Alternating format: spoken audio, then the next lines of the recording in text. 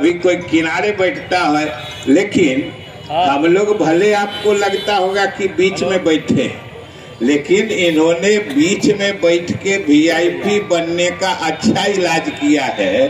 दोनों तरफ देखिए पंखा चल रहा है और बीच का पंखा बंद है, दोनों तरफ हवादार है, बीच में एक हवाहीन है। और साथियों अधिक कहना भी नहीं है, क्योंकि कहा तब जाता है जब फैसला नहीं हुआ या करने की जब आपको क्या करना है ये हम समझते हैं। जो मेरे बिना बोले सब लोग समझ रहे हैं, तो कहना कुछ नहीं है और बिना कहे जा भी नहीं सकता। कहीं आप ही सवाल पूछिएगा कि भाई वो कुछ कहे नहीं चले गए, कुछ बात है क्या। इसलिए सिर्फ हम दो बात कहना चाहते हैं। एक तो पता नहीं क्यों अध्यक्ष जी ने, जो संचालक भी हैं, हमारे ऊपर इतनी कृपा बरसा दी कि बेचारे चाय पीने वालों से तो उनके मन में मेरे प्रति तलखी पैदा कर ही दी कि अरे भाई ये मेरी कोई इच्छा नहीं थी जिनको चाय छोड़ के आना पड़ा हो या आने वाले हो। और लेकिन चलिए ये भी सभा में अनुशासन चाह रहे होंगे। हमको सिर्फ दो बात कहनी है। पहली कि ये जो तिरहुत स्नातक क्षेत्र का निर्वाचक मंडल है, जो मतदातागण है, इनका आशीर्वाद तो 2026 तक के लिए हमको मिला था। देवेश चंद्र ठाकुर को अपना प्रतिनिधि चुनने के क्रम में ये तो एक बीच में तकनीकी स्थिति आ गई। हालांकि ये तकनीकी स्थिति भी समझिए कि वांछनीय थी। मैंने सब लोग चाहते थे कि आप लोगों के इस स्नातक निर्वाचन क्षेत्र का आशीर्वाद इतना फलित हुआ कि बगल में सीतामढ़ी के आम मतदाता ने इनको हम लोगों के बीच से उठा के और ऊंचे सदन, देश के सदन में पहुंचा दिया। और स्वाभाविक है कि जब भाई ऊंचा चले गए तो हम लोगों के बीच क्या रहते, पदत्याग कर दिया। लेकिन मैं माननीय मुख्यमंत्री जी और एनडीए के पांचों घटक दलों के नेताओं को धन्यवाद देता हूं और आभार प्रकट करता हूं कि उन्होंने बड़ा सही इनका उत्तराधिकारी चुना।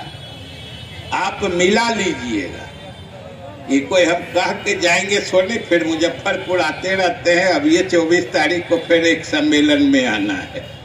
मिला लीजिएगा कि जैसे आपके देवेश जी, अभी संजोग से मुझे ये बात याद आ गई कि विवेक जी मुजफ्फरपुर के हम लोगों के पुराने साथी रहे हैं।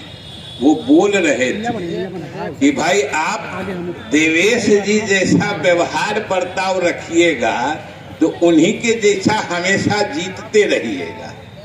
तो हम आप सबको बताना चाहते हैं कि हम लोगों की पार्टी ने, नेता ने, मुख्यमंत्री ने और सारे दल के नेताओं ने अभिषेक जी में वो सारे गुण देखे जो देवेश जी में देखकर आप आकर्षित होते थे। वो सारे गुण हम लोगों ने इनमें देखे हैं। अब शकल सूरत की बात तो मैं नहीं कहता, लेकिन जिस ढंग से वो सरल, सहज, सुलभ जिस किस्म के थे रहे, उसी किस्म के ये भी हैं। और जैसे वाणों में माधुर्य होता है, जिस ढंग से बात बोलने में स्पष्टता होती है।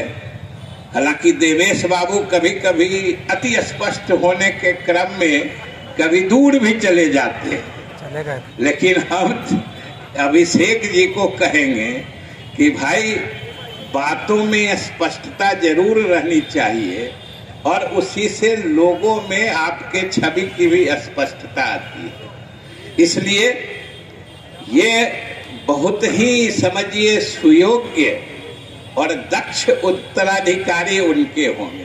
काम में भी हम लोगों ने देखा है, ये पार्टी के प्रवक्ता हैं अभी भी, और बड़े ही कुशलता से ये दायित्व उन्होंने निभाया है। और प्रवक्ता जो होता है उसको हर विषय पर, हर नीति पर, हर सरकार के कार्यक्रम पर सरकार की मंशा को जाहिर करना रहता है आम लोगों के बीच।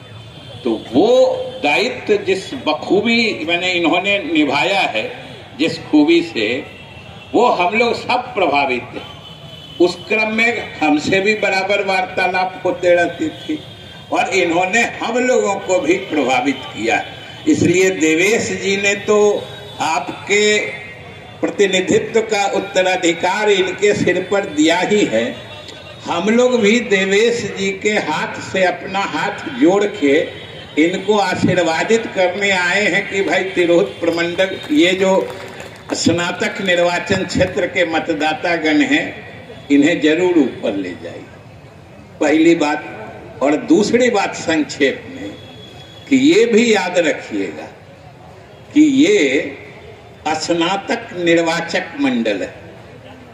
आप जरा सोचिए, संविधान निर्माताओं की कल्पना भी जरा याद करिएगा कि आखिर क्या सोच के उन्होंने ये अलग। एक तो हम लोग का होता है निम्न सदन, हम लोग जो है एमएलए लोग जो चुनाते हैं, हम लोग के हाउस यानी सदन को संविधान की भाषा में निम्न सदन कहा जाता है।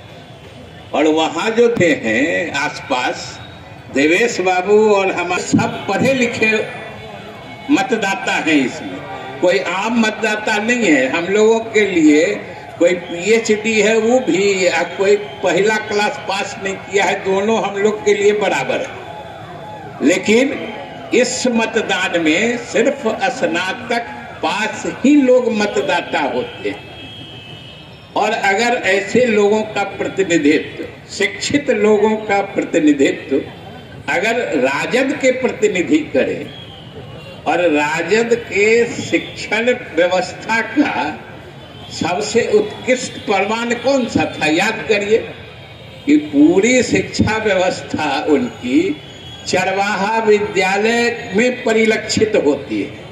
तो आखिर आप सोचिए कि अगर बुद्धिजीवी लोग, स्नातक उत्तीर्ण लोग भी अगर चरवाहा विद्यालय के शिक्षा व्यवस्था को चलाने वाले दल की तरफ जाए, ये समझिए कि तिरहुत इस क्षेत्र के माथे पे कलंक होगा। इसलिए हम लोग सब मिलके आपसे यही आग्रह करते हैं कि भाई अभिषेक आपके सामने हैं, काफी दिन से लगे हुए भी हैं, अभी तक आपने इनको पहचान लिया होगा, जान लिया होगा।